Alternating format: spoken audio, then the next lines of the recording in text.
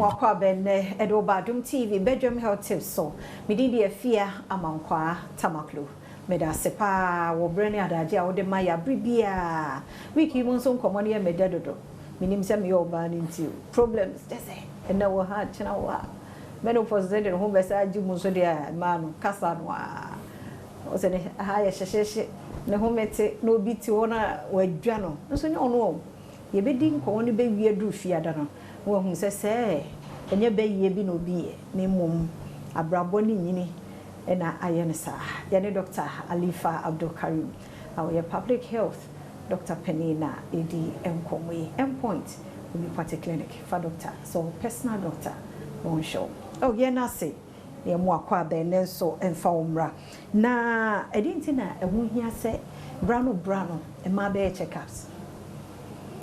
My friend, Ceciano, Cecilia Yeka last Endrano.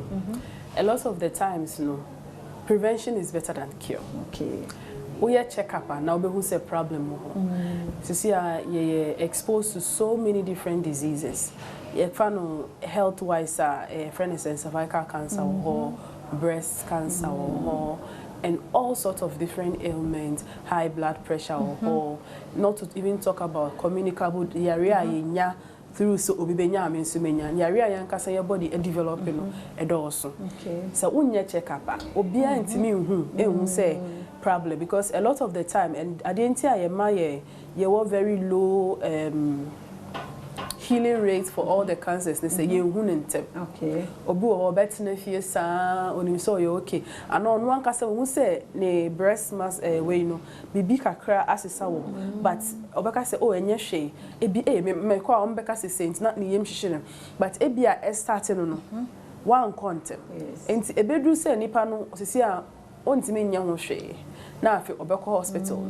Na aye late. Aye late. Na afi nipa no go through so much pain, go through so much agony. Sika sembe ye de nyama bebrebe de ne family de omu sika nyina. Sika ya ne yesi yepe.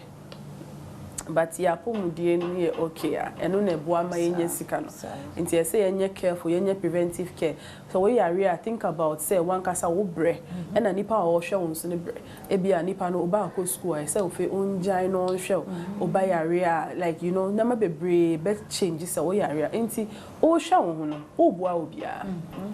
Ejuma no do so ofe nim ejuma no do so you have to uhie sika say but o hwe won no so it's a way of taking care of everybody else around you. It is better me a combine it me managing po ye ejuma efie say ma bako ejuma ne ma ye ejuma efie so eso hwe fie better it me I combine we nyina ye health nso hu be hia ye combine ne de ye be ye no say obeye ne awa ho ode betimi aye ya we ya ho ode betimi aye say obra take a rest nti ne ehia no obe prioritize nyama wo hwa ebia ehia pa na waye mia wo hwa eye say wo ye because say manye ebe ka say me oba aboni na say ye ma obia award for being the world's strongest woman obia nje sa award ne da ne ehia ne say onkwala na wo hwa mu no nyama na wo ye no wo fie ye peaceful one kasa nso we nije enti the moment wo say bibi asesa kakra wa problem ebia wo sorry inde we nije ebia wo go through heartbreak ebia wo kunu aye bibia na obia ye bibia ma na haw na wo de ahye wo musa na de bia wo work top problems baby amount into life balance no ebini say take a walk ebini say enu nkoform around you women need people around obiye hia nipa around them because nobody is an island and say ubetimi ask for help oh ebia my friend today can you hold this case for me maybe 2 hours bi na koye bibi ma ho okay bibi ebe ma wo ankasa nso weni age yenka se wo kire wo ho de mayenka ehia se yebeka nti e wo se enya time ma yo ho ye se enya time ma yo se bia na ye busy be sore ho ache wo jare nkura omo be didi omo be yesi che se mi se time oba be nya ho adakura no bia be 10 Saturday this Sunday so ye sinyama ye yesi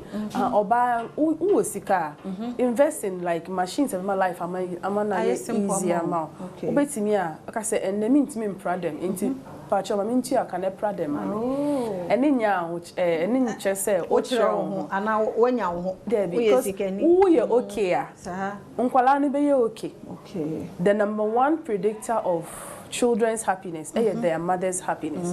There's been a research baby actually say nkwala be ye okay most of the time if we say na omo ma me no na pom de ete if we say na fie na omo yanka say clean house yanka say sika baby say the mother's well-being. It does say pa mano yesro susubra wo video sometimes fe bi go kakra ne da looking who odan no mu na nkra no mo so ni om na so da and okra be ma look fresh always this are the young people as I say about bro stress no me ade otna sabi wada ro masaka ye ho Fred dog was 0244867068 otna kwa ho de wo ha e be sat was